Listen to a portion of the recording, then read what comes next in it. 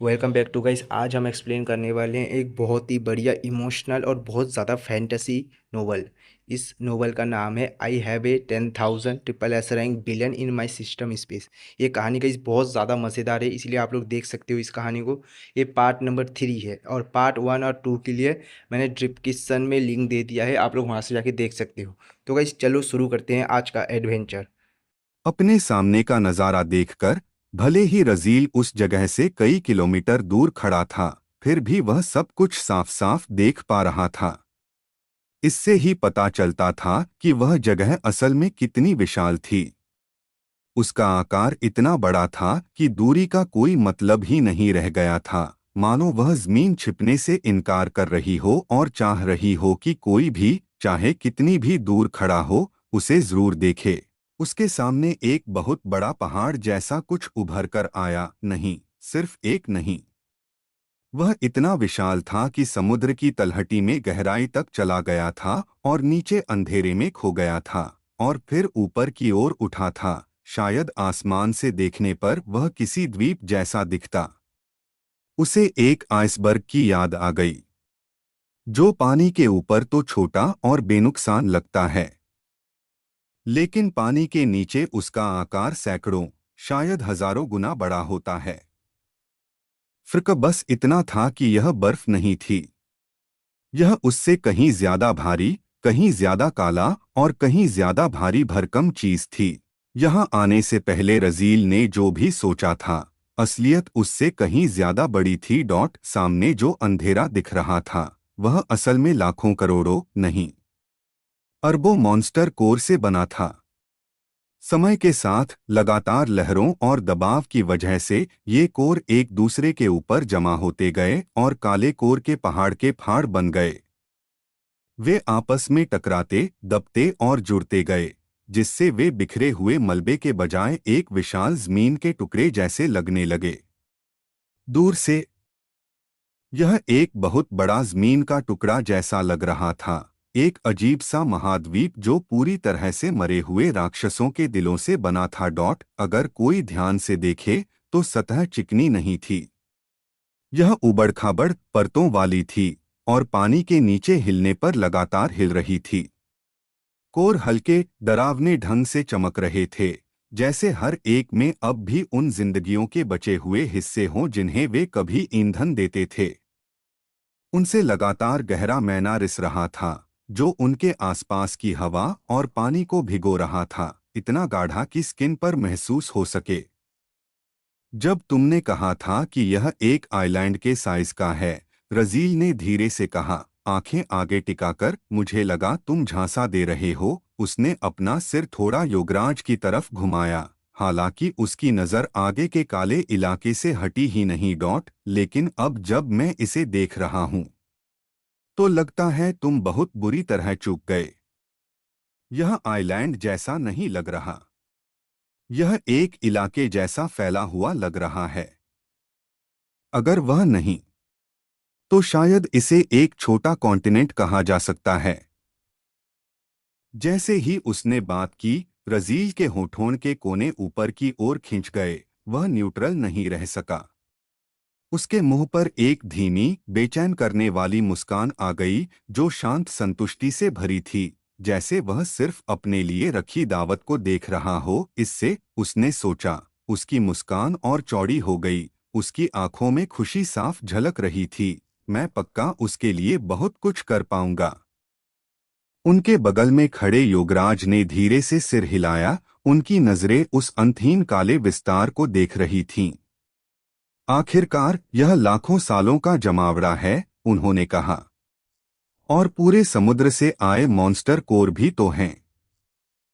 जाहिर है यह इतना बड़ा तो होगा ही, और भी बड़ा हो सकता था अगर मॉन्स्टर कभी कभी इसके करीब आते और अपने विकास के लिए यहाँ वहाँ शिकार करते। फिर वह रेजील की ओर मुड़े, उनके चेहरे पर उत्सुकता साफ दिख रही थी। लेकिन तुम असल में यहाँ से क्या चाहते हो? हम यहाँ तक पहुँचने के लिए 7 समुद्र पार करके आए हैं। सिर्फ इन बेकार मॉन्स्टर कोर से कहीं ज्यादा बड़ी कोई वजह होगी, है ना? योगराज की आंखों में हल्की सी चमक आई। वह इतने अनुभवी थे कि जानते थे कि इस दुनिया में कोई भी काम बिना मकसद के नहीं होता। अगर यह ढक्कन उन्हें यहाँ तक लाया था तो यहाँ जरूर कुछ कीमती चीज होगी, है ना? कम से कम इतनी कीमती कि यह सफर सार्थक हो सके। बस बात यह थी कि उन्हें अभी वह चीज दिखाई नहीं दे रही थी। हालांकि रेजील ने कोई जवाब नहीं दिया, यहाँ तक कि योगराज की तरफ देखा भी नहीं।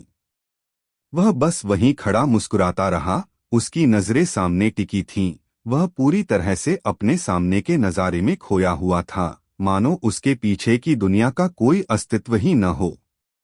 ठीक है, कुछ पल बाद योगराज बुदबुदाए और अपना मुंह बंद कर लिया। वैसे भी देरसवेर मुझे पता चल ही जाएगा। वह मुड़े और आसपास की जगह को देखने लगे।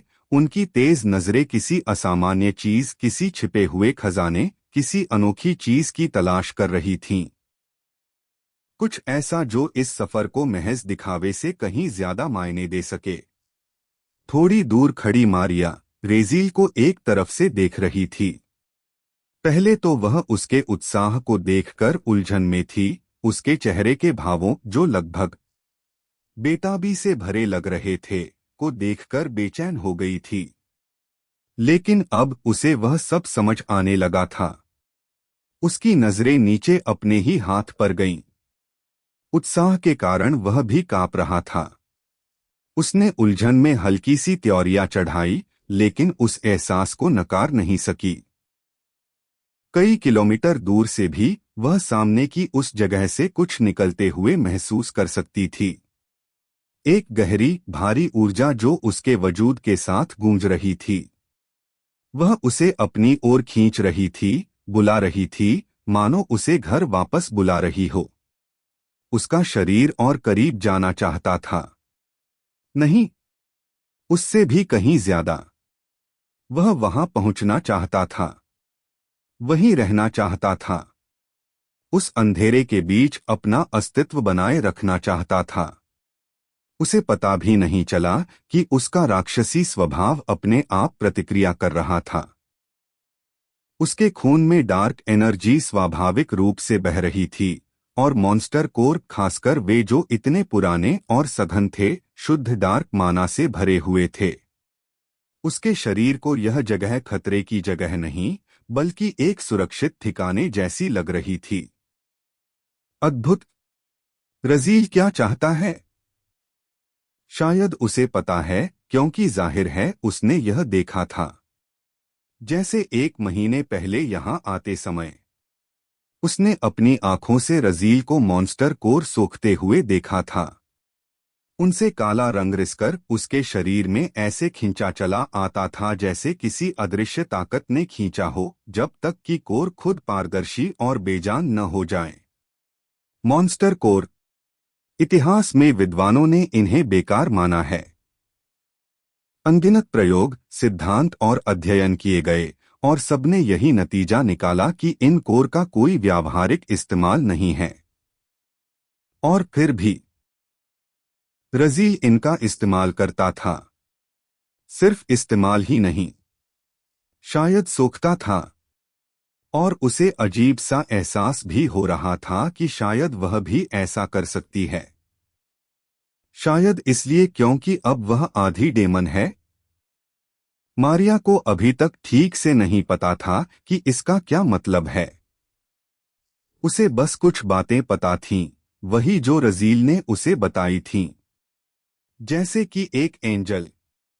और हाँ, कुछ ऐसी वजहों से जिन्हें वह पूरी तरह समझ नहीं पा रही थी, सिर्फ उस सोच से ही उसे संतुष्टि महसूस हो रही थी। ठीक ठीक गर्व नहीं, पर कुछ कुछ वैसा ही। अलग होने का एक शांत एहसास। खास होने का। जैसे उसकी कोई बुनियादी चीज उसकी मर्जी के बिना बदल गई हो और फिर भी उसके शरीर ने बिना किसी विरोध के उसे अपना लिया हो। और भी बहुत कुछ था। वह अब कुछ देख रही थी। कुछ ऐसा जिसके बारे में उसे यकीन था कि दूसरे नहीं देख सकते। काला धुआं। नहीं, धुआं नहीं। ऊर्जा, गाढ़ी, घनी, जीवंत। यह उसके सामने की जगह से विशाल लहरों के रूप में निकल रही थी, जो आम इंद्रियों को तो नहीं दिखती थी, पर उसे साफ महसूस हो रही थी। यह मॉन्स्टर कोर के चारों ओर एक घूंघट की तरह लिपटी हुई थी, धीरे धीरे लयबद्ध तरीके से धड़क रही थी, जैसे सामने समुद्र की पूरी तलहटी सांस ले रही हो। और वह ऊर्जा, हालांकि यह निश्चित रूप से नुकसान पहुंचाने वाली नहीं थी, कम से कम उसके लिए तो नहीं, बल्कि यह तो बुला रही थी। अगर इसे कुछ कहना हो तो यह बुलाना ही था। उसकी नजर काले कोर के अंतहीन फैलाव पर टिक गई, और वह एहसास और तेज हो गया। वह लगभग बता सकती थी। नहीं, उसे पता था कि यह उन मॉन्स्टर कोर से ही आ रहा है।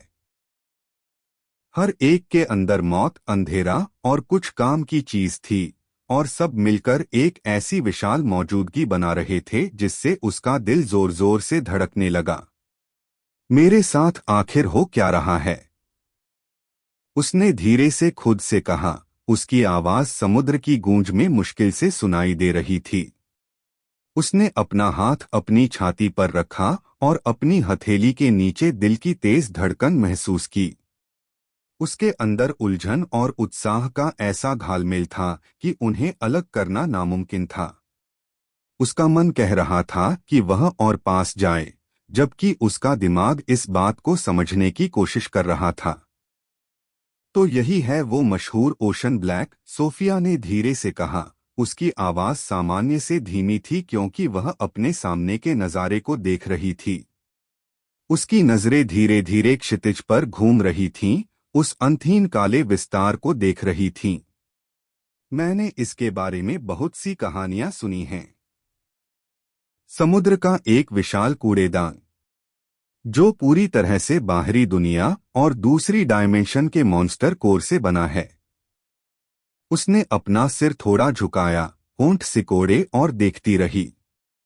सच कहूं तो यह उतना शानदार नहीं है जितना मैंने सोचा था, लेकिन यह निश्चित रूप से अजीब और डरावना लगता है। यह तो मानना ही पड़ेगा। फिर उसकी नजर रेजियल की ओर घूमी, तो उसने उसके चेहरे के भावों को ध्यान से देखते हुए पूछा, तुम्हें जो दिख रहा है वह पसंद आया? मुझे जो दिख रहा है वह बहुत पसंद आया। रेजियल धीरे से हंसा। उसकी आवाज धीमी, मजाकिया और साफ तौर पर खुशमिजाज थी। सोफिया ने अपने हाथ बांधे। उसकी नजरें वापस कोर के पहाड़ों पर गईं। तो अब तुम क्या करने की योजना बना रहे हो? क्या इन्हें वैसे ही सोख लोगे जैसे तुमने यहाँ आते समय उन छोटे मॉन्स्टर्स के साथ किया था, या इन्हें जमा करोगे? वह रुकी। उसके चेहरे पर तनाव दिखने लगा क्योंकि उसे असलियत का एहसास हो रहा था। क्योंकि इन सबको सोखने में बहुत ज्यादा समय लगेगा। मतलब सच में बहुत ज्यादा। उसकी आंखें थोड़ी सिकुड़ गईं। और अगर यही योजना है तो हमारा हनीमून टल सकता है। बहुत ज्यादा। तो क्या तुम सच में मॉन्स्टर कोर सोख सकते हो? मेरिसा अचानक पास से बोली। उसकी भौहें हैरानी से ऊपर उठ गईं। उसकी आवाज शांत थी, लेकिन हैरानी साफ झलक रही थी। उसे शक तो था ही। उसने सुरागों से अंदाजा लगा लिया था, लेकिन इसे सच होते सुनकर एहसास और भी गहरा हो गया। उसकी नजरें वापस सामने के इलाके पर गईं। मॉन्स्टर कोर के पहाड़ के फाड़, जहां तक नजर जा सकती थी, वहां तक फैले हुए थे। अब वह भी उसके चेहरे पर दिख रहे उत्साह को समझ सकती थी। उसके लिए वे शायद ज्यादातर बेकार रहे होंगे, लेकिन उसके लिए यह खजाना था, ठीक वैसा ही नजारा जैसा वह खुद देखती अगर उसके सामने एलिमेंटल कोर का पहाड़ खड़ा होता। उसने अपने होंठ भींचे और कुछ देर चुप रही, बस उस विशाल ढेर को देखती रही। अब समझ में आया कि वह यहाँ क्यों आया था। भला कौन नहीं आता? अगर यह एलिमेंटल कोर का पहाड़ होता तो वह भी जरूर आती। और अगर महारानी को पता चलता तो वह भी जरूर आती। आखिर इतनी बड़ी मात्रा को देखकर ही इसकी कीमत समझी जा सकती थी। अनगिनत सालों में इकट्ठा किए गए हजारों हाई लेवल एम्पायर की कुल दौलत शायद उस दौलत के सामने कुछ भी न हो जो अब रजील के सामने थी। अगर वह सच में उनका इस्तेमाल कर सकता था, और अगर रजील सच में उनका इस्तेमाल कर सकता था, तो यह कहना कोई बढ़ा चढ़ाकर कहना नहीं होगा कि उसने अभी अभी अनगिनत सभ्यताओं के खजाने लूट लिए हैं। इससे भी बुरा, या शायद और भी डरावना, अगर उसे कोई ऐसा तरीका मिल जाए जिससे दूसरे इन कोर को एब्जॉर्ब कर सकें। एलिमेंटल कोर की आधी एफिशिएंसी पर भी वह एक आर्मी बना सकता था। हाई लेवल लड़ाकों की एक आर्मी जो सालों की साधना से नहीं बल्कि सिर्फ जमा करके बनाई गई हो। मेरिसा ने और कुछ नहीं कहा। उसकी आंखें तेज थीं क्योंकि वह चुपचाप अपने सामने सब कुछ देख रही थी। हालांकि रजील ने फिर भी जवाब नहीं दिया। सोफिया को नहीं, मेरिसा को नहीं, लेकिन कोई और अब और खुद को रोक नहीं सका। क्या क्या योगराज लगभग चिल्लाया, यकीन न करते हुए उनकी ओर घूमकर। तुम कह रहे हो कि तुम मॉन्स्टर कोर एब्जॉर्ब कर सकते हो? बेकार वाले, वो जिनका पुराने जमाने में भी आज तक किसी ने कभी इस्तेमाल नहीं किया। उसकी आंखें अचानक से चौड़ी हो गईं। मुझे इसके बारे में क्यों नहीं पता? हाँ, वह कर सकता है, औरोरा ने शांति से कहा, योगराज की तरफ ऐसे देखते हुए जैसे जवाब साफ होना चाहिए था। क्या तुमने उसे उन्हें एब्जॉर्ब करते नहीं देखा? जब हम यहाँ शिप पर सफर कर रहे थे, वह मॉन्स्टर कोर निकालकर हमारे सामने ही एब्जॉर्ब कर लेता था। उसने इसे छिपाने की कोशिश भी नहीं की। तुम कैसे नहीं देख सकते? रुको, क्या? सच में? मैंने तो बिल्कुल नहीं देखा। योगराज लगभग चिल्ला पड़ा। उसकी आवाज में सच में यकीन नहीं हो रहा था। उसने गुस्से में अपनी जांघ पर हल्के से थप्पड़ मारा। उसकी भौहें ऐसे सिकुड़ गईं जैसे वह याद को अपने दिमाग में वापस खींचने की कोशिश कर रहा हो। मैं कर भी क्या रहा था? मुझसे ऐसी कोई चीज कैसे छूट गई? थोड़ी देर के लिए उसके चेहरे पर एक बहुत ही अजीब सा एहसास हुआ, खुद पर शक। ऐसा जो उसने कई सालों से महसूस नहीं किया था। क्या वह लापरवाह हो रहा था? या इससे भी बुरा, आलसी? शायद जेल में बिताए सालों की वजह से जेल ने उसकी ताकत कम कर दी थी। या शायद वह सच में बूढ़ा हो रहा था। यह सोचना बुरा लग रहा था। शायद इसलिए कि इतने समय से तुम आसपास की चीजों के बजाय हमें घूरने में बिजी थे। औरोरा ने तेजी से जवाब दिया, अपने शब्दों को नरम करने की भी जहमत नहीं उठाई। उसकी आवाज में चिढ़ थी, लेकिन अंदर ही अंदर कुछ बचाव भी था। उसने लेवी को कसकर पकड़ लिया, जो अभी भी उस पर जोर से झुका हुआ था, साफ तौर पर थका हुआ था। उसका एक हाथ मजबूती से उसके चारों ओर था। उसका वजन संभाल रहा था, जैसे उसे डर हो कि अगर उसने छोड़ा तो वह गिर जाएगा। उसकी नजरें कुछ देर के लिए उसके पिता की तरफ गईं। जब तुम हमें देखना बंद नहीं करोगे तो तुम्हें किसी और चीज पर कैसे ध्यान जाएगा? मतलब साफ था।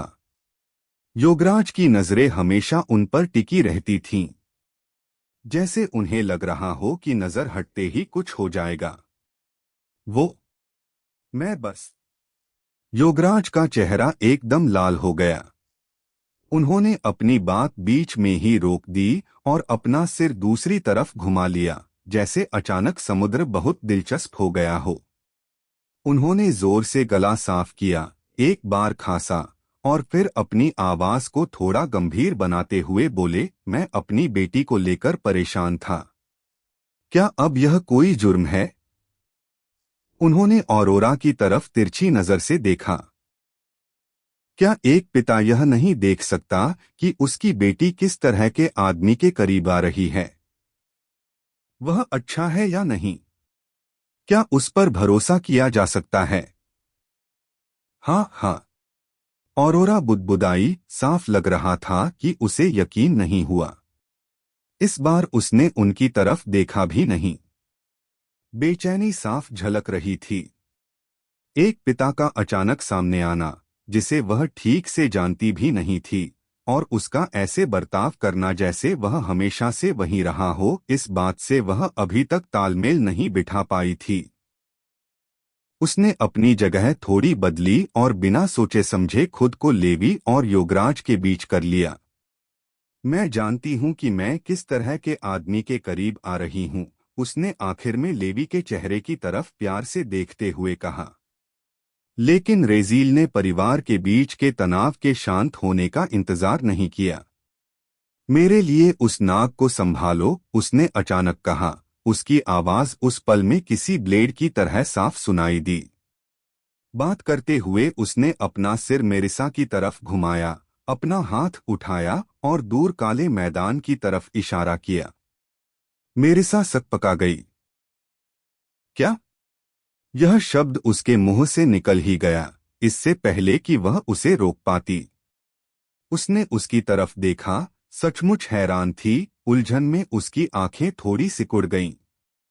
क्या? रेजील ने बेरुखी से दोहराया, जैसे उस बात पर सवाल उठाने की कोई गुंजाइश ही न हो। तुम्हें लगा कि मैं खुद उससे लड़ूंगा? उसके होठों पर एक हल्की, लगभग मजाक उड़ाने वाली मुस्कान आ गई। नहीं, मेरे पास बर्बाद करने के लिए समय नहीं है। जाओ और उसे संभालो। मुझे यकीन है कि यह तुम्हारे लिए कोई बड़ी बात नहीं होगी। उसका लहजा ठंडा था, बेरुखी भरा और आखिरी फैसला सुनाने वाला। मेरिसा ने बस अपना मुंह बंद कर लिया। उसे कुछ और ही उम्मीद थी। उसे लगा था कि वह घमंड दिखाएगा और कुछ ऐसा कहेगा, मुझे तुम्हारी मदद लेने से भी नफरत है। मैं खुद इससे लड़ूंगा, भले ही इसमें मेरी जान चली जाए। उसने यही सोचा था कि वह ऐसा ही कहेगा। लेकिन इसके बजाय वह उसे हुक्म दे रहा था, उसका इस्तेमाल कर रहा था। इस बात ने उसे बहुत हैरान कर दिया। वहीं दूसरी ओर रेजियल की नजरें उसके पार कहीं और थीं। उसका ध्यान कहीं और लगा हुआ था। बहुत दूर मॉन्स्टर कोर की परतों के नीचे गहराई में कोई बहुत बड़ी चीज हरकत कर रही थी। वह मौजूदगी इतनी अच्छी तरह छिपी हुई थी कि ज्यादातर ताकतवर लोग भी उसे बिल्कुल नहीं देख पाते। लेकिन वह नहीं। उसकी तीव्र इच्छा शक्ति के कारण उस चीज को नजरअंदाज करना नामुमकिन था। एक विशालकाय सर्प, लगभग 10 किलोमीटर लंबा, एक जीवित भूभाग की तरह भीतर कुंडलित था। उसकी तीव्र इच्छा शक्ति से देखने पर वह बिल्कुल भी काला नहीं था। वह लाल था, लाल रंग की एक नदी। उसके पूरे शरीर से इतनी तीव्र हत्यारी मंशा झलक रही थी कि मानो पूरी दुनिया खून की लकीरों से रंग गई हो। जाहिर है, अगर कोई जरा सा भी करीब आता तो वह बिना किसी झिझक के हमला कर देता। क्या देख रही हो? जाओ अभी। रजील ने मेरिसा की ओर दोबारा देखते हुए कहा, क्योंकि वह अभी भी हिली नहीं थी। इस बार उसकी आवाज और भी ठंडी थी। और जैसा उन्होंने कहा, योगराज और मारिया की पीठें उसके लहजे से अकड़ गईं। जिस तरह से वह मेरिशा से बात कर रहा था मानो वह महज एक औजार हो। मारिया की अंतरात्मा चेतावनी भरी आवाज में चिल्ला रही थी। वह आखिर कर क्या रहा है? क्या उसका दिमाग खराब हो गया था? उस जैसी किसी को आदेश देना, खुलेआम उसका अपमान करना। मारिया ने मन ही मन खुद को कोसा। उसकी निगाहें मेरिसा के चेहरे पर टिकी हुई थीं। वह प्रतिशोध के किसी भी संकेत के लिए सावधानी पूर्वक देख रही थी। लेकिन मेरिसा ने बस अपना मुंह बंद कर लिया। ठीक है, उसने धीमी आवाज में कहा।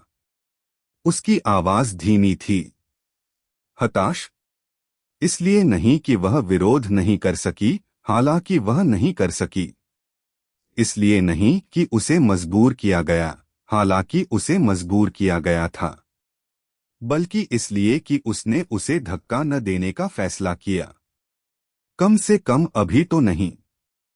उसके लिए वह अब भी एक बच्चा था, एक ऐसा बच्चा जो गहरे घावों से ग्रस्त था। इसलिए वह उसे कुछ समय देगी। लेकिन जब रजील ने उसकी ओर देखा तो उसकी आंखें ठंडी ही रहीं। उनमें कोई कृतज्ञता नहीं थी, कोई स्नेह नहीं था, कोई झिझक नहीं थी।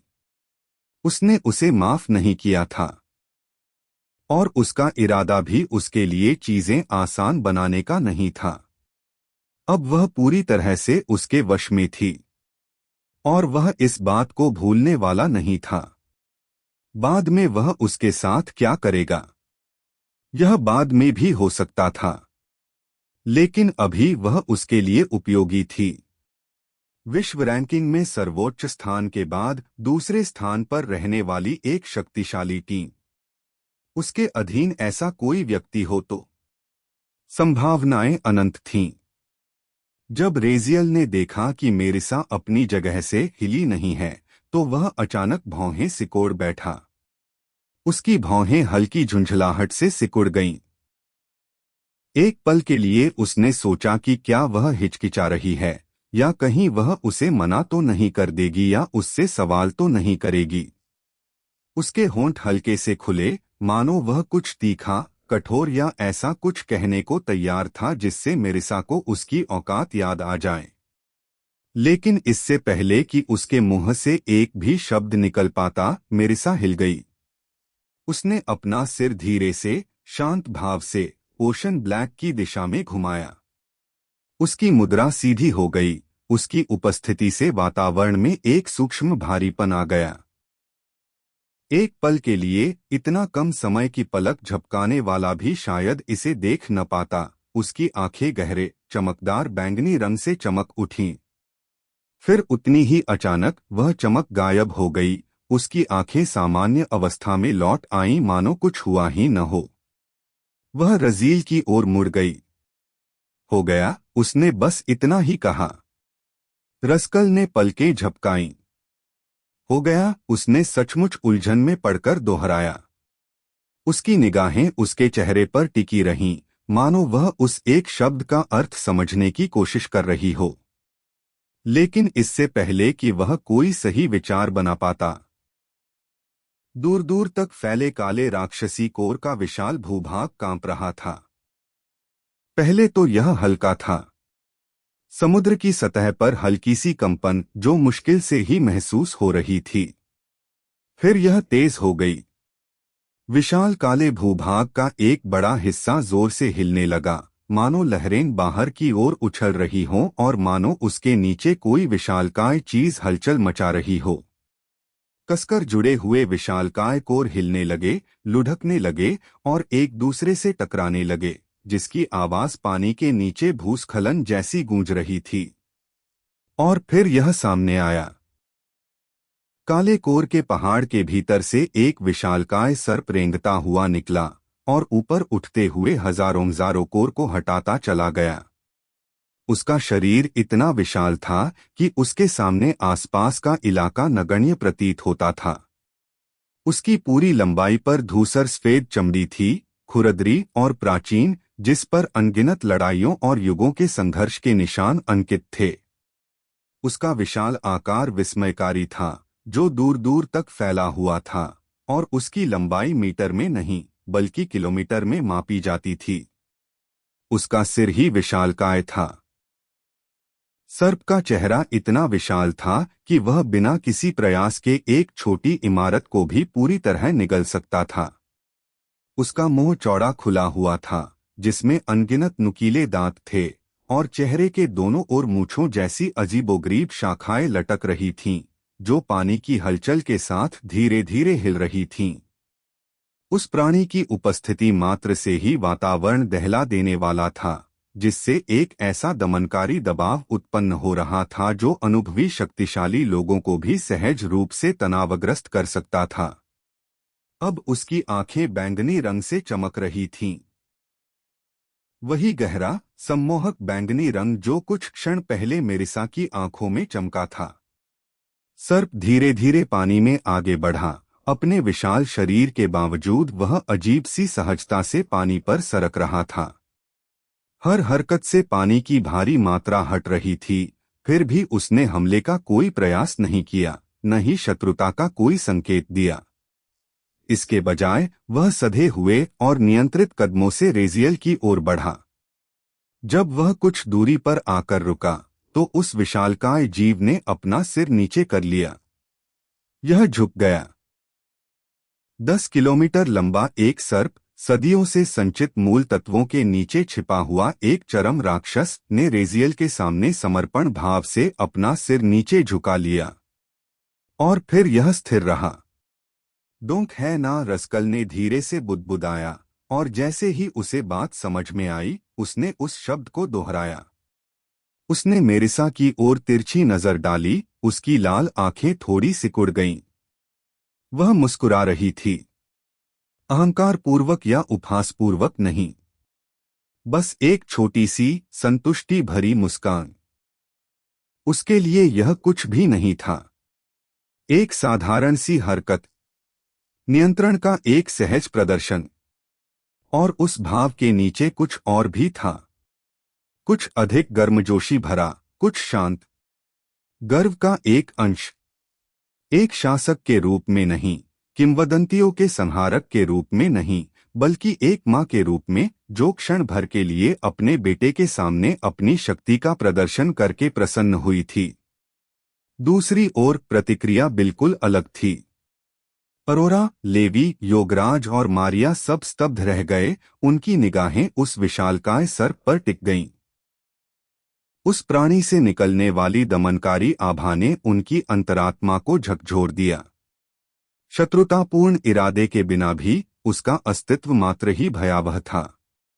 ऐसा कुछ रोज देखने को नहीं मिलता।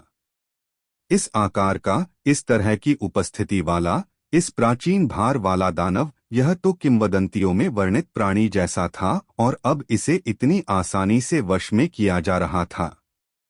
सोफिया मेरिसा की ओर देखते हुए होंठ खोलकर क्षण भर के लिए अवाक रह गई। कुछ हद तक प्रभावित हुई, और कुछ। गुरुजी, मेरिसा ने अचानक रेजियल की ओर सिर घुमाते हुए पूछा। उसकी आवाज शांत थी, लेकिन उसकी निगाहों में गहरा अर्थ छिपा था। सूक्ष्म, सधी हुई और चिढ़ाने वाली। खतरे से निपटने के बाद पहले ही मुंह फेर चुके रजील पानी के बीचों बीच कदम रखते हुए लगभग लड़खड़ा गए। वह रुक गया। उसका शरीर एक पल के लिए अकड़ गया, मानो उसके शब्दों ने उसे चौंका दिया हो। उसने अपना सिर थोड़ा सा घुमाया, बस इतना कि उसकी उपस्थिति का एहसास हो सके, और तभी उसे उसके चेहरे पर वही शरारती भाव दिखाई दिया। उसने जानबूझकर ऐसा किया था। वह जानती थी कि वह क्या कर रही है। रस्कल ने भौहें चढ़ा दीं, लेकिन उसने फिर से उसे नजरअंदाज करना ही चुना। बिना कुछ और कहे वह पूरी तरह से मुड़ गया और सीधे राक्षसी संरचनाओं के विशाल पर्वत की ओर चल पड़ा। उसका ध्यान वापस उस असली कारण पर केंद्रित हो गया जिसके लिए वह यहाँ आया था। जैसे ही उसने संकुचित कोर की आसमान सतह पर कदम रखा, वह रुका और गहरी सांस ली। उनके ऊपर खड़े होकर अब वह इसे स्पष्ट रूप से महसूस कर सकता था। हर दिशा से रिसती हुई घनी, दमनकारी काली ऊर्जा। यह हवा में चिपकी हुई थी, मोटी और भारी, एक अजीब, लगभग धातु जैसी गंध लिए हुए। यह पारंपरिक अर्थों में सुखद नहीं थी, लेकिन घृणित भी नहीं थी। अगर कुछ भी कहूं तो यह सही लगा। पहले थोड़ी सी शक्ति अवशोषित कर लेते हैं, उसने शांत भाव से सोचा। उस अनुष्ठान को करने के लिए मुझे बहुत अधिक शक्ति की आवश्यकता होगी। बिना किसी झिझक के वह नीचे झुक गया और अपने पैरों के नीचे मौजूद काले राक्षसी कोर में से एक पर अपना हाथ रख दिया। जैसे ही उसकी त्वचा संपर्क में आई, कोर ने प्रतिक्रिया दी। अंधकार में ऊर्जा बहने लगी, नहीं बल्कि उससे तेजी से निकलने लगी, काले धुएं की तरह रिसती हुई और फिर जबरदस्ती रास्कल के शरीर में समा गई। यह अवशोषण तत्काल सहज था, मानो उसके अस्तित्व की ही मांग हो, जैसे उसकी सर्वश्रेष्ठ अंधकारमय प्रतिभा अपने चरम पर काम करने लगी हो। डिंग। मेजबान को बधाई, आपने डिग्रेड मॉन्स्टर कोर तीसरे रैंक को अवशोषित कर लिया है। डिंग। आपने ए ग्रेड मॉन्स्टर कोर तृतीय रैंक को आत्मसात कर लिया है। डिंग। आपने एस ग्रेड मॉन्स्टर कोर तृतीय श्रेणी को अवशोषित कर लिया है। सूचनाएं एक के बाद एक उसकी दृष्टि में उमड़ती गईं, और जैसे जैसे उसकी अवशोषण दर बढ़ती गई, वे तेजी से बढ़ती गईं। उसके नीचे स्थित कोर से अंधेरा छंटने लगा, उनका कभी स्याही जैसा काला रंग धीरे धीरे पारदर्शी होता गया, कांच जैसा खोखला होता गया। यह परिवर्तन एक लहर की तरह तेजी से बाहर की ओर फैल गया। डिंग। डार्क माना सफलतापूर्वक अवशोषित 100%। नई एफिनिटी अनलॉक हुई, लेग एफिनिटी बहुत हल्की। नई एफिनिटी अनलॉक हुई, डीके एफिनिटी बहुत हल्की। नई एफिनिटी अनलॉक हुई, बोन एफिनिटी बहुत हल्की। डिंग। डिंग। डिंग। बधाई हो होस्ट, आपकी माना स्टेट एसएस रैंक से एसएस रैंक में अपग्रेड हो गई है।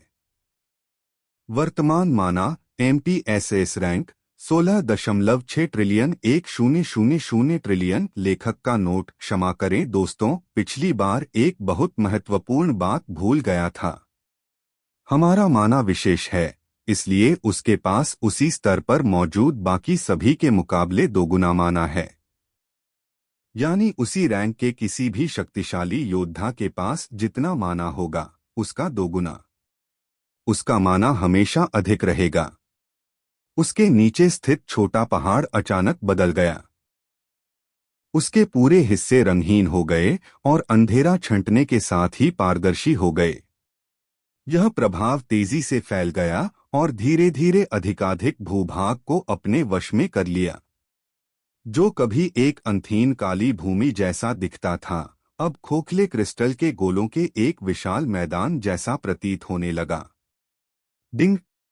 डिंग। आपने बी श्रेणी के राक्षस का मूल तत्व तृतीय रैंक अवशोषित कर लिया है। आपने सी ग्रेड मॉन्स्टर कोर तृतीय श्रेणी को अवशोषित कर लिया है। नोटिफिकेशन आना बंद नहीं हुए, वे आते रहे। अंधकारमयी शक्ति उसके भीतर बेरहमी से प्रवाहित हो रही थी। उसका शरीर एक अथाह खाई की तरह व्यवहार कर रहा था, जो बिना किसी प्रतिरोध के सब कुछ निगल रहा था। पर्वत भयावह गति से क्षीण होता जा रहा था, प्रभाव के और अधिक फैलने के साथ ही उसका लगभग आधा हिस्सा पहले ही नष्ट हो चुका था। डिंग। डिंग। उसके दिमाग में वह ध्वनि लगातार गूंजती रही, क्योंकि उसके प्रभाव से ओशन ब्लैक स्वयं बदलने लगा था। डिंग। बधाई हो होस्ट, आपने एक grade monster core third rank absorb कर लिया है। डिंग। आपने एक grade monster core third rank absorb कर लिया है। नई एफिनिटी अनलॉक हुई, डेथ एफिनिटी बहुत लाइट। नई एफिनिटी अनलॉक हुई, हेलफायर एफिनिटी बहुत लाइट। नई एफिनिटी अनलॉक हुई, नेक्रोमेंसी एफिनिटी बहुत लाइट। नई एफिनिटी अनलॉक हुई, ब्लैक लाइटनिंग एफिनिटी बहुत लाइट। डिंग। बधाई हो होस्ट, आपका माना स्टैट एसएस रैंक से एसएस प्लस रैंक में अपग्रेड हो गया है। अभी का माना MP SS plus rank 1.54 quadrillion बटा 100 क्वाड्रिलियन। उफ, रेजियल ने अचानक एक गहरी सांस छोड़ी। हवा उसके फेफड़ों से धीरे धीरे कंट्रोल में निकल रही थी, जैसे अभी सांस लेना भी भारी लग रहा हो। जब वह झुकी हुई पोजीशन से सीधा हुआ तो उसके कंधे थोड़े नीचे हो गए, उसकी लाल आंखें सिकुड़ गईं, जबकि दर्जनों नोटिफिकेशन उसकी नज़र के सामने मंडराते और टिमटिमाते रहे। जब वह उन्हें देख रहा था तो उसका सिर थोड़ा झुका हुआ था। वह कंफ्यूज नहीं था, परेशान नहीं था, बल्कि शांत, खतरनाक तरीके से हैरान था। मैं ज्यादा से ज्यादा इतना ही कर सकता हूं, उसने अचानक धीरे से कहा। वह इसे महसूस कर सकता था। दर्द नहीं, नहीं, बिल्कुल दर्द नहीं, बल्कि प्रेशर। बहुत ज्यादा प्रेशर। जैसे उसका पूरा वजूद अपनी मौजूदा लिमिट तक खींच गया हो। हर नस, हर माना चैनल, हर कॉन्सेप्चुअल बाउंड्री उसकी स्किन के नीचे जोर से गूंज रही हो। उसका शरीर माना को रिजेक्ट नहीं कर रहा था, उसकी आत्मा नहीं टूट रही थी, और न ही उसकी चेतना टूट रही थी। लेकिन अगर वह अभी थोड़ा और जोर लगाता तो कुछ होता। वह महसूस कर सकता था। रेजी की नजर फिर से नोटिफिकेशन पर गई, जो कुछ देर के लिए नई जागृत चीजों पर टिकी रही। Death, Hellfire, necromancy, black lightning, plague, decay, bone वगैरह। उसके होंठ थोड़े ऊपर की ओर उठे, पूरी मुस्कान में नहीं, लेकिन कुछ ऐसा ही, कुछ तेज। बेशक, उसने शांति से सोचा। अलग अलग मॉन्स्टर कोर, अलग अलग एट्रीब्यूट, यह तो होना ही था। फिर भी असली रोमांच वहां नहीं था। यह नंबर था। SS plus rank. ठीक ठीक कहें तो पीक एसएस प्लस। उसका माना पूल अब ट्रिलियन में नहीं था, यह असल में क्वाड्रिलियन में था। मेटाफ्रिकली नहीं, बढ़ा चढ़ाकर नहीं।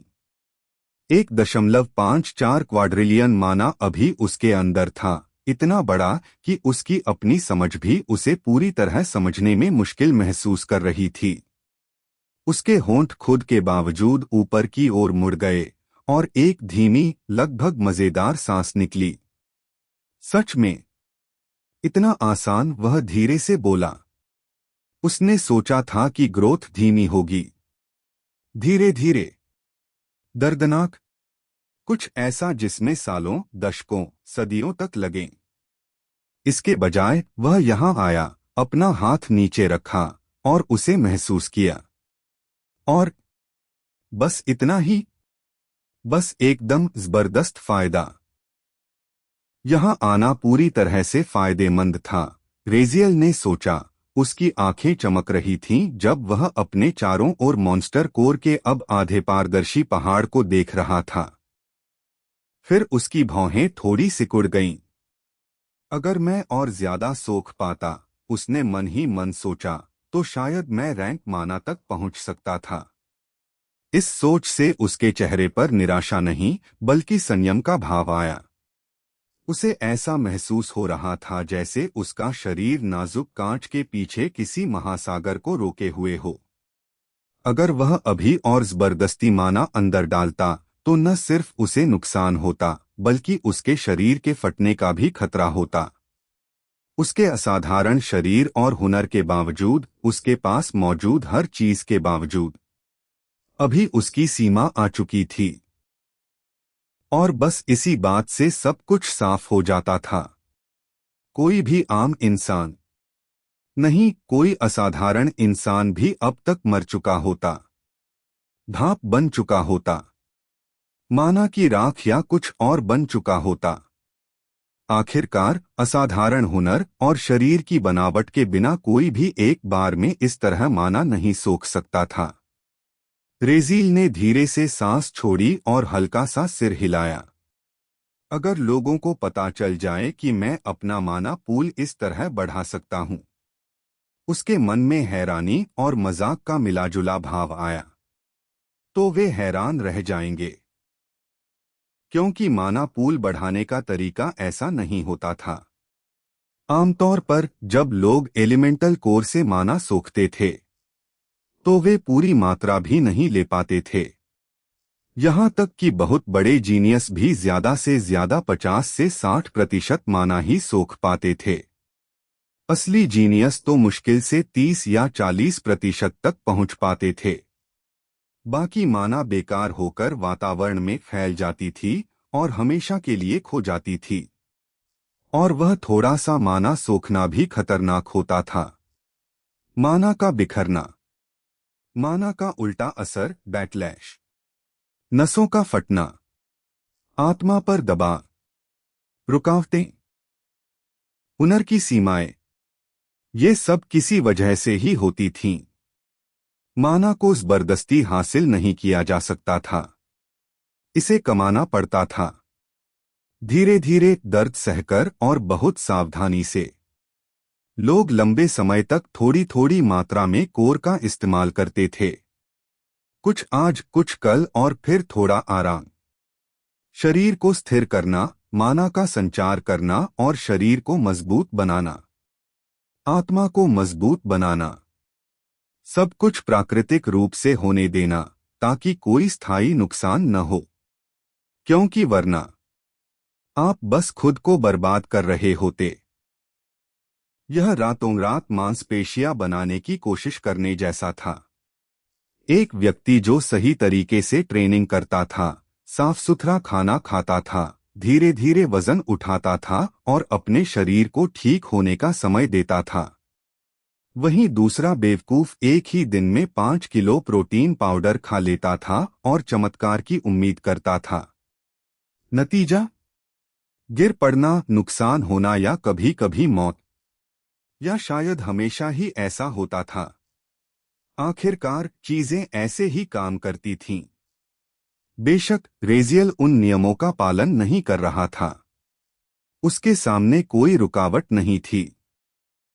उसके टैलेंट की कोई सीमा नहीं थी। उसकी माना नसें, मना वेन्स, फटी नहीं।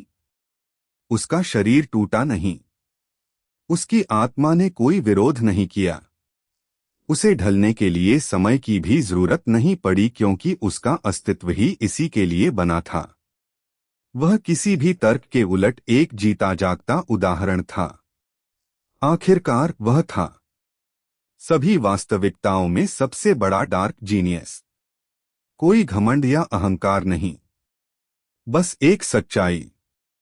कोई और जीव एसएस रैंक पर एक साथ कई माना फेज, गुणात्मक और मात्रात्मक रूप से पार नहीं कर सकता था।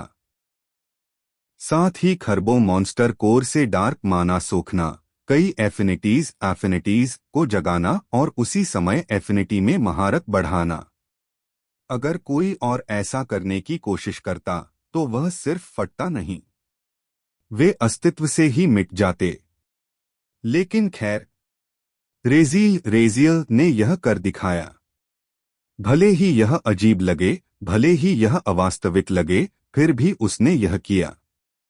और फिर भी अभी वह बस यहीं तक जा सकता था।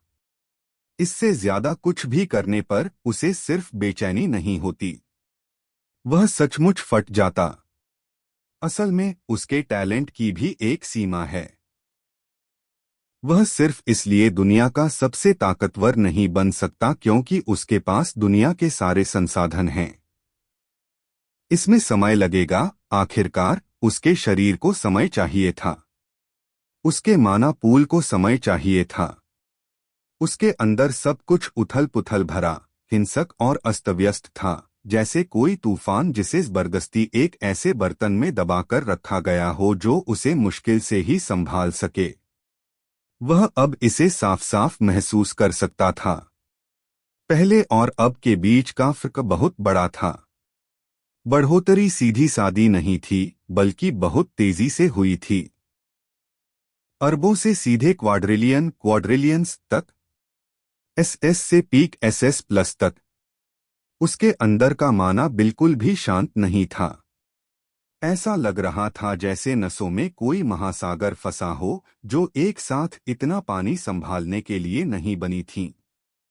अगर उसका ध्यान जरा भी भटकता या उसका कंट्रोल जरा भी ढीला पड़ता तो डार्क माना अपने आप उसके शरीर से बाहर रिसने लगता और धुएं की तरह वातावरण में फैल जाता, जैसे टूटे हुए शीशे से धुआं निकलता है। फिर भी वह उसे थामे हुए था, मुश्किल से ही सही, लेकिन हाँ, अभी इससे ज्यादा करना नामुमकिन था। इसलिए रेजील ने धीरे धीरे और सावधानी से एक हल्की सांस ली और अपने फेफड़ों को स्थिर गति से चलने के लिए मजबूर किया। भले ही उसकी छाती असामान्य रूप से भरी हुई महसूस हो रही थी।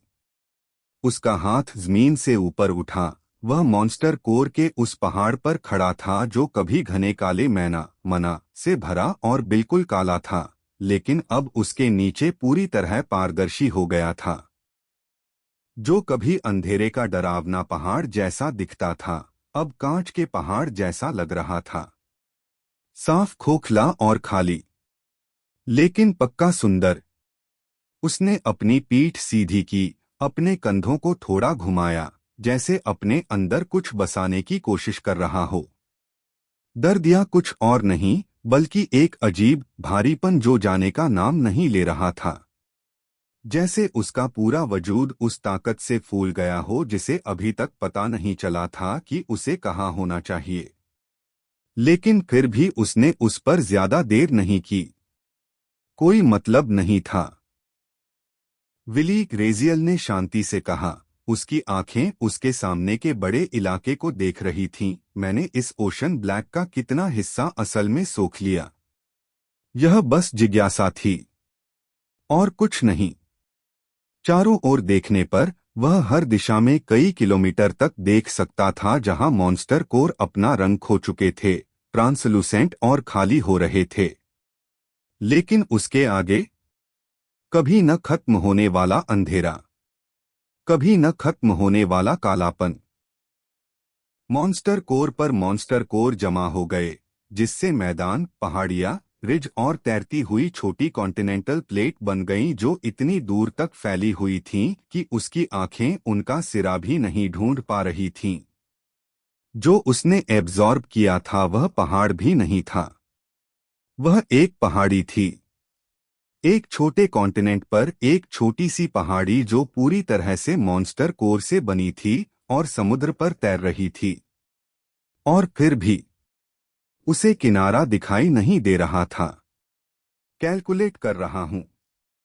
प्लीज इंतजार करें। सिस्टम पैनल उसके सामने आ गया। उसका मैकेनिकल पॉज किसी तरह उस पल को भारी बना रहा था। सेकंड बीत गए। कैलकुलेशन पूरा हुआ। होस्ट, आपने ओशन ब्लैक में मौजूद मॉन्स्टर कोर का कुल 0.00000635% एब्जॉर्ब कर लिया है। सिर्फ क्वांटिटेटिव कैलकुलेशन, क्वालिटी वेरिएंस शामिल नहीं है। शब्द उसके सामने तैर रहे थे। रेजील उन्हें घूर रहा था। फिर गल्प। उसने बिना सोचे समझे ही निगल लिया। तुम मजाक कर रहे हो। इतना ज्यादा माना, इतनी अजीब बढ़ोतरी। यह सब, और यह 1% का 100वां हिस्सा भी नहीं था। 10,000वां हिस्सा भी नहीं। असल में उसके आसपास भी नहीं। उसकी नजर धीरे धीरे उठी। उसने अपने सामने फैले कभी न खत्म होने वाले अंधेरे को देखा। आखिरकार उसका एक्सप्रेशन डर, एक्साइटमेंट नहीं, बल्कि कुछ ऐसा था जो यकीन न करने जैसा था। यहाँ कितने कोर हैं? उसने धीरे से कहा। यहाँ आने के बाद पहली बार ओशन ब्लैक का इतना बड़ा स्केल उसे सच में लगा। यह सिर्फ एक बड़ा जमाव नहीं था, यह डरावना था। अगर वह चाहता, अगर उसने सच में कंट्रोल और सब्र छोड़ दिया होता, तो वह यहाँ रह सकता था। महीने, साल, धीरे धीरे एब्जॉर्ब होता हुआ, स्टेबल होता हुआ, फिर से एब्जॉर्ब होता हुआ, फिर से स्टेबल होता हुआ। यह साइकिल बार बार रिपीट होता हुआ। वह कुछ ही समय में सुप्रीम रैंक माना तक पहुंच सकता था, शायद एम्परर रैंक तक भी। सिर्फ इस ख्याल से ही उसके सिर में झुनझुनी होने लगी। और फिर एक और ज्यादा बुरा एहसास हुआ। इतने सारे माना का कोई करेगा भी क्या?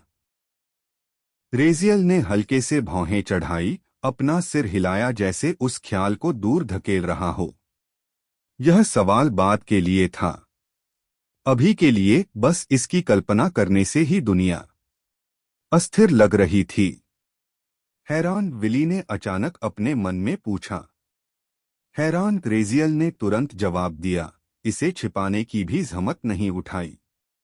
मैं हैरान हूं। कौन नहीं होगा? उसने अपनी नाक से एक छोटी सी सांस छोड़ी, लगभग हंसी, लेकिन पूरी तरह से नहीं। आपने जमा होने के पैमाने को गलत समझा, विली ने शांति से कहा।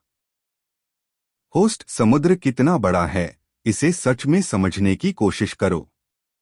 फिर सोचो कि अलग अलग जमाने में इसमें कितने राक्षस मारे गए। फिर भी यह जमा होना पूरी तरह से क्वांटिटेटिव है, विली ने आगे कहा। अगर यहाँ एक भी एम्परर रैंक वाला मॉन्स्टर कोर होता, तो उसकी वैल्यू इन सभी को मिलाकर भी ज्यादा होती।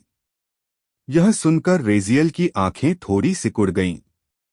तो यह असली चीज के मुकाबले अभी भी कचरा है, वह बुदबुदाया। कचरा नहीं, विली ने ठीक किया। बस लिमिटेड। सिस्टम आगे बढ़ने से पहले थोड़ी देर रुका। आप इस जगह से बहुत फायदा उठा सकते हैं, लेकिन लालची मत बनो। रेजील ने तुरंत जवाब नहीं दिया।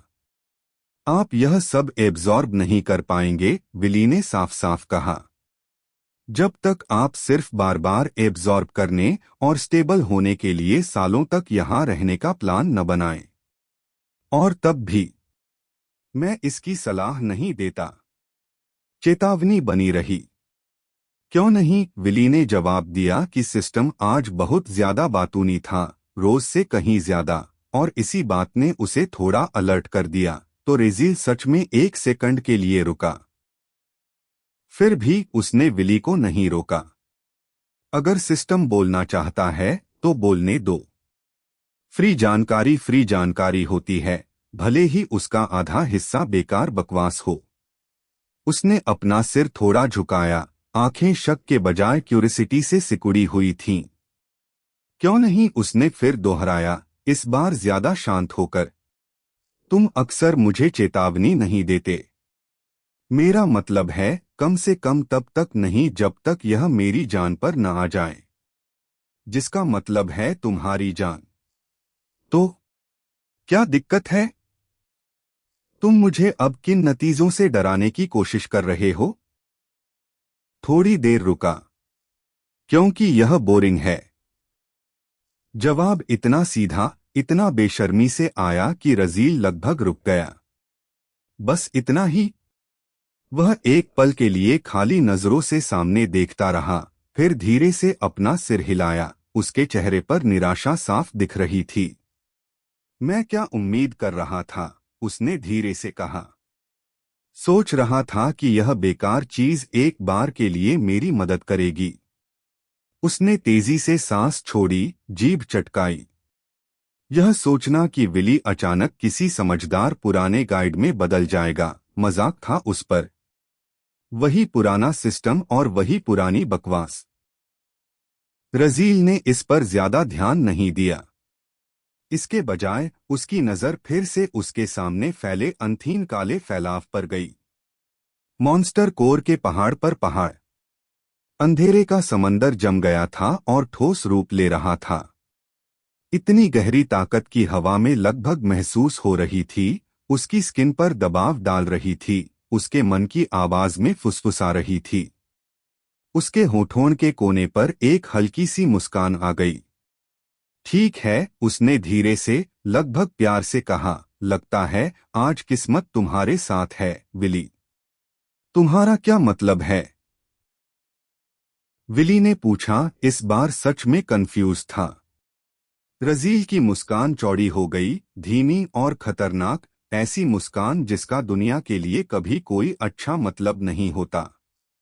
उसकी आंखें चमक उठीं, गहरा लाल रंग, आगे के अंधेरे इलाके को उसके अपने विचारों के आईने की तरह दिखा रही थीं। तुम्हें पता चल जाएगा, उसने शांति से जवाब दिया। अभी के लिए बस एक बात जान लो। उसने अपनी बाहें थोड़ी फैला दीं, जैसे क्षितिज को गले लगा रहा हो। मैं इस दुनिया को उल्टा करने वाला हूं। अभी से शुरू। उसके चेहरे की मुस्कान और भी टेढ़ी हो गई, उसमें कुछ तेज और अजीब सा आ गया। यह सिर्फ उत्साह नहीं था। यह इंतजार था।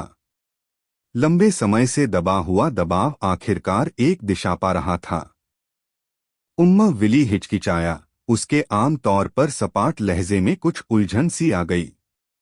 क्या तुम सच में मेरी सलाह लिए बिना कुछ करना चाहते हो, या कम से कम पहले मुझसे बात करना चाहते हो? कहीं यह तुम्हारे लिए खतरनाक न हो जाए। उसकी ईमानदारी ने एक पल के लिए रजील को भी हैरान कर दिया। वह एक सेकंड भी नहीं हिचकिचाया। उसने धीरे से अपना हाथ उठाया और हवा में आलस से लहराया। जरूरत नहीं, उसने हल्के से कहा। बस देखो। उसका हाथ उसके सामने की जगह को चीरता हुआ निकला और अचानक बुक ऑफ इवचुअल इविल प्रकट हुई। यह बिना आवाज के प्रकट हुई, हवा में ऐसे तैर रही थी जैसे हमेशा से वहीं रही हो। इसकी मौजूदगी ने तुरंत अपने आसपास के माहौल को बिगाड़ दिया। कवर गहरा था, बहुत ज्यादा गहरा, जैसे रोशनी ही उसकी सतह पर टिकने से मना कर रही हो। पन्ने अपने आप पलटने लगे, पहले तेजी से, फिर धीरे, ज्यादा सोच समझकर। हर मोड़ पर बुरी एनर्जी की हल्की लहरें निकल रही थीं। हवा भारी होती गई। अचानक पन्ने रुक गए। रजील की नजरें खुली हुई किताब पर टिक गईं। पार्चमेंट पर गहरे, उलझे हुए गोले भरे हुए थे। एक के बाद एक ऐसे निशान बने हुए थे जिन्हें देखकर कोई आम इंसान भी दर्द महसूस कर सकता था। भाषा सिर्फ अनजानी नहीं थी, बल्कि पुरानी और टेढ़ी मेढ़ी थी। उस पर एक नजर डालने से किसी भी आम इंसान की स्किन में झुनझुनी हो सकती थी। मन अपने आप पीछे हट जाता, जैसे कोई ऐसी चीज पहचान रहा हो जिसे समझना उसे कभी नहीं था। हाँ हाँ हाँ हाँ, रजील धीरे से हंसा। अच्छा। बिना किसी हिचकिचाहट के उसने अपना हाथ अपने मुंह तक उठाया और अपने अंगूठे को जोर से काट लिया। खून तुरंत बहने लगा। गहरा लाल रंग आसानी से बहने लगा। जब उसने अपना अंगूठा हटाया, फिर उसने बस अपना हाथ आगे किया, जिससे खून सीधे किताब के खुले पन्ने पर टपकने लगा। जिस पल खून ने पार्चमेंट को छुआ, वह सोख लिया गया। रजील ने तुरंत अपने हाथ आपस में जोड़ लिए। उंगलियां अजीब आकार में मुड़ गईं, ऐसी मुहरें बन गईं जिन्हें कोई भी समझदार इंसान नहीं बना सकता। हर मुहर के साथ उसकी उंगलियों से और खून रिसने लगा, अजीब तरह से बह रहा था, गिरने के बजाय हवा में उठ रहा था। खून घूमने लगा, पहले धीरे धीरे, फिर तेज। इसने एक पूरा गोला बना लिया जो उसके सामने मंडरा रहा था, गहरे, तेज लाल रंग से चमक रहा था। रजील की हथेलियों से गहरा मैना निकला, खून के गोले में बह रहा था, आसानी से मिल रहा था, जैसे दोनों हमेशा से एक साथ थे। गोला मोटा होता गया, फैलता गया।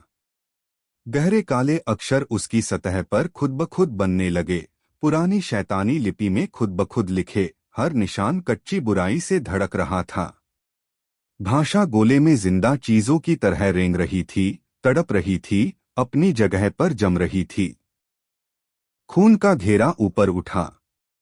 उसने बुक ऑफ इवेंचुअल इविल के चारों ओर घूमना शुरू किया। किताब से अब काली रोशनी की लहरें निकल रही थीं, उसके पन्ने कांप रहे थे, प्रतिक्रिया कर रहे थे, और उस अनुष्ठान के साथ गूंज रहे थे जो उसके चारों ओर बन रहा था।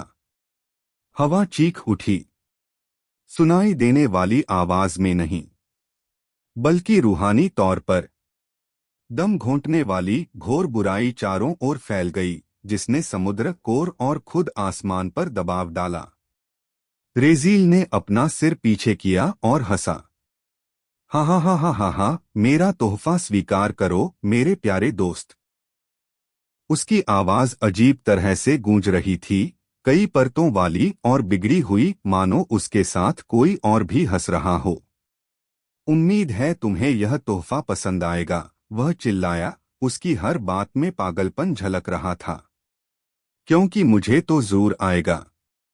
उसके हाथ लगातार सील मुद्राएं बना रहे थे, अब और तेजी से और बेतरतीब ढंग से। उसकी उंगलियों और हथेलियों से खून रिस रहा था, जो ऊपर की ओर बहते हुए अनुष्ठान के घेरे में मिल रहा था। यह यह उस किस्मत, नसीब और इस पूरी कायनात की बकवास के लिए है जो मुझे बर्बाद करने की कोशिश कर रही है ना? उसकी हंसी और तेज और कठोर हो गई, और उसमें एक तरह का पागलपन आ गया। मुझे तुम्हें थोड़ा बदला लेने दो। खून का घेरा जोर जोर से धड़कने लगा। मुझसे पंगा लेना आसान नहीं है, वह दहाड़ा। तो मुझे तुम्हें दिखाने दो। रेजील ने हवा में ही अपने पैर क्रॉस किए और ऐसे तैरने लगा मानो गुरुत्वाकर्षण का उस पर कोई जोर ही न हो। उसके हाथ और ऊपर उठे, सील एक के बाद एक तेजी से चमकने लगीं। उसका शरीर कमजोरी से नहीं, बल्कि अत्यधिक ऊर्जा के दबाव से कांप रहा था। मैं इस पूरी कायनात की किस्मत और नसीब बदल दूंगा। अचानक उसकी आंखों से खून बहने लगा। गाढ़े लाल आंसू उसकी पीली त्वचा पर लकीरें बनाते हुए नीचे गिरे और उसके कॉलर को भिगोते हुए बहने लगे। लेकिन उसकी हंसी नहीं रुकी। वह और तेज हो गई। सब कुछ उथल पुथल में बदल रहा हूं। हा हा हा हा हा हा हा, भाड़ में जाओ। अनुष्ठान अपने चरम पर पहुंच गया। खून का घेरा भड़क उठा। किताब चीख उठी। और फिर गड़गड़ाहट। पूरा ओशन ब्लैक अचानक जोर से हिलने लगा। पानी में हलचल मच गई। लहरें एक दूसरे से टकराने लगीं। तैरते हुए मॉन्स्टर कोर ऐसे खड़खड़ाने और टकराने लगे मानो किसी ग्रह की धड़कन ने उन्हें जोर का झटका दिया हो। समुद्र इतनी जोर से कांप रहा था कि ऐसा लग रहा था मानो वह फट जाएगा। ऐसा लगा मानो दुनिया खुद पीछे हट रही हो, क्योंकि किसी चीज को बुलाया गया था। कुछ ऐसा शुरू हो गया था जिसे बदला नहीं जा सकता था। क्या क्या हो रहा है? मारिया अचानक चिल्लाई। उसकी आवाज कांप रही थी और वह सीधे रेजियल की ओर देख रही थी। उसकी आंखें फटी की फटी रह गई थीं और पुतलियां कांप रही थीं। वह समझ नहीं पा रही थी कि उसके सामने क्या हो रहा है। उनके आसपास का समुद्र अब शांत नहीं था। यह किसी आम उथल पुथल जैसा भी नहीं था। समुद्र ऐसे कांप रहा था जैसे पानी के बहुत नीचे कोई चीज हिल गई हो। वह क्या कर रहा है? वह फिर चिल्लाई। उसकी नजर रेजियल और उसके आसपास बन रहे डरावने नजारे के बीच घूम रही थी।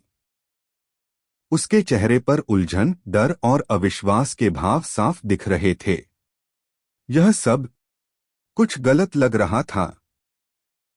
मेरिसा के माथे पर गहरी सिलवटें पड़ गईं और उसके चेहरे के भाव हर पल और गंभीर होते गए। योगराज, ऑरोरा, लेवी, सोफिया, हर कोई स्तब्ध खड़ा था। उनकी नजरें रेजियल पर टिकी थीं और वे कुछ बोल नहीं पा रहे थे। उनके आसपास का पानी जोरों से हिलने लगा। लहरें अजीब तरह से एक दूसरे से टकरा रही थीं, मानो समुद्र को नीचे से हिलाया जा रहा हो।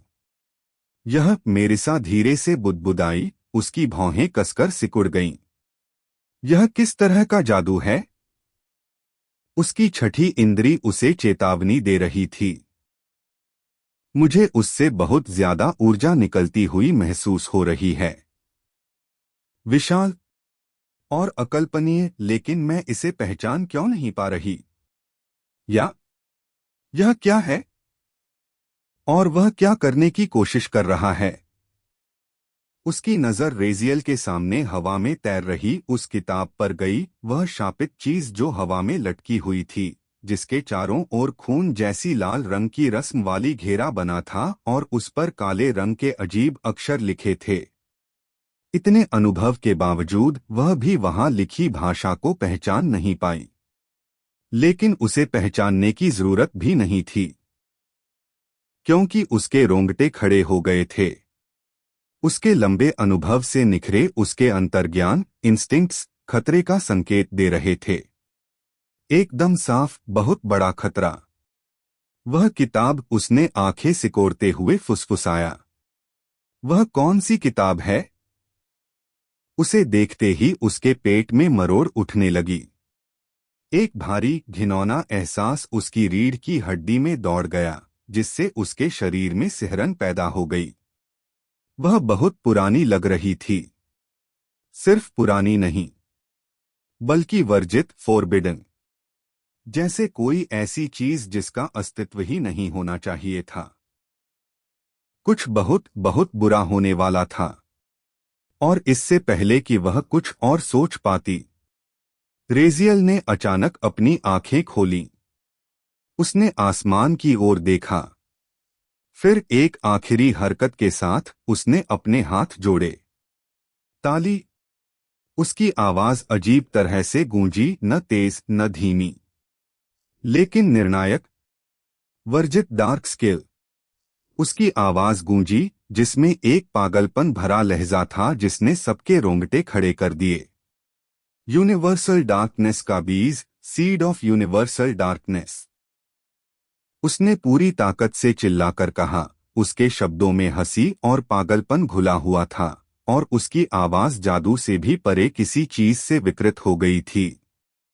और जैसे ही वे शब्द उसके मुंह से निकले, गड़गड़ाहट, रंबल, कांपने की तीव्रता बहुत बढ़ गई। समुद्र में हलचल मच गई।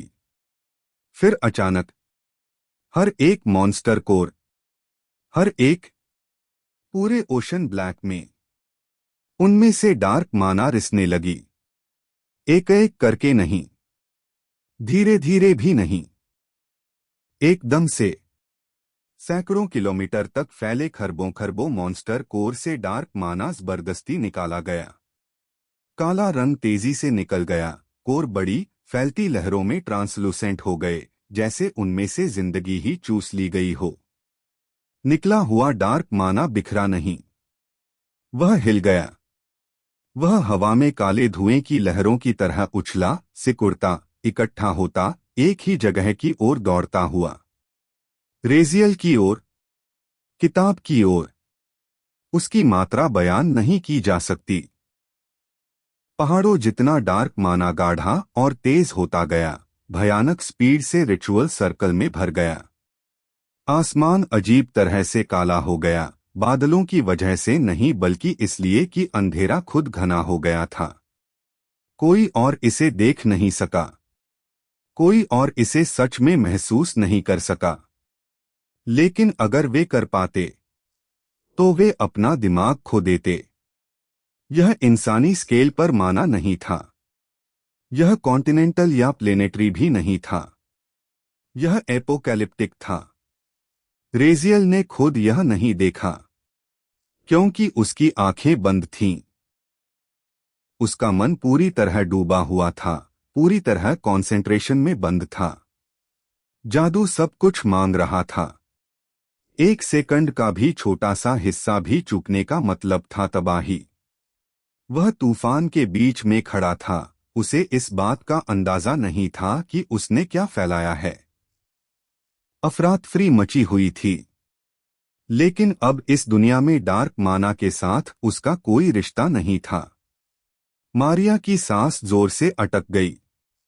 उसकी आंखें इतनी चौड़ी हो गईं कि लगा जैसे वे फट जाएंगी। वह यह देख सकती थी। डार्क माना, काले धुएं और एनर्जी का एक बड़ा समंदर उसकी नजर के सामने सब कुछ ढक रहा था। इसने आसमान को निगल लिया। इसने क्षितिज को ऐसे निगल लिया जैसे दुनिया को निगलने वाला हो। वह लड़खड़ाकर पीछे हटी। उसका दिल इतनी जोर से धड़क रहा था कि दर्द हो रहा था। उसका पूरा शरीर कांप रहा था। क्या? यह क्या है? उसने धीरे से कहा। आवाज मुश्किल से सुनाई दे रही थी।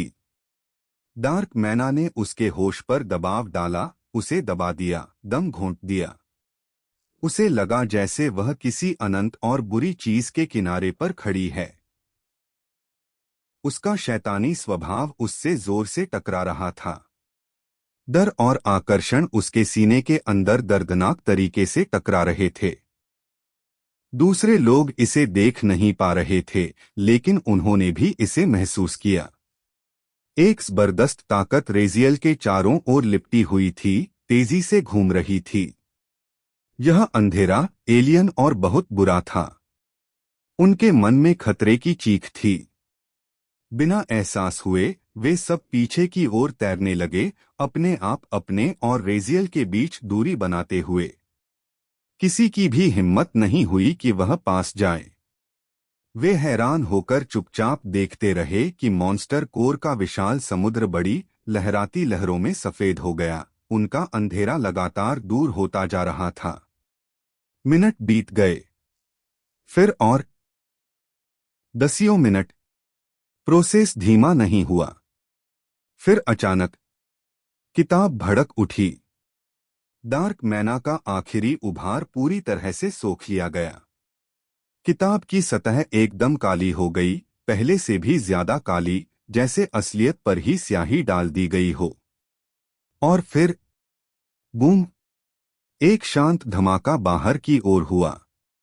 फिजिकल नहीं, नुकसान पहुंचाने वाला नहीं, लेकिन बेसिक, यूनिवर्स के अंदर कुछ गहरा, या असलियत खुद ही बदल गई। जैसे नियम बदल गए हों। कहीं बहुत दूर कॉस्मॉस की गहराई में दो बड़े जीव जो अगल-बगल बैठे थे, जिनके बीच रोशनी और अंधेरा एकदम अलग-अलग था, उन्होंने एक साथ अपनी आंखें खोलीं। यह क्या है? वे एक साथ बोले। उनकी दिव्य मौजूदगी में कंफ्यूजन फैल गया। कहीं और रिवेन, जो शांति से बैठा था, अचानक अकड़ गया। बिना आवाज वाली शॉकवेव कॉस्मॉस में गूंज उठी, तुरंत उस तक पहुंच गई। उसकी आंखें खुल गईं। सफेद पुतलियां कांपने लगीं। उसका एक्सप्रेशन कंफ्यूजन से अविश्वास और फिर डर में बदल गया। वह धीरे से बोला, आवाज मुश्किल से स्थिर थी। यह क्या है? और जैसे जैसे उसे और गहराई से महसूस हुआ, और उसके चेहरे का सारा रंग उड़ गया। डरावने हाव भाव हो गए, जैसे उसने सबसे बुरा सपना देख लिया हो जिससे वह कभी जाग नहीं सकता। इतना कि सदमे से उसका चेहरा कांपने लगा। आज का एपिसोड यहीं पे ख़त्म करते हैं गाइस।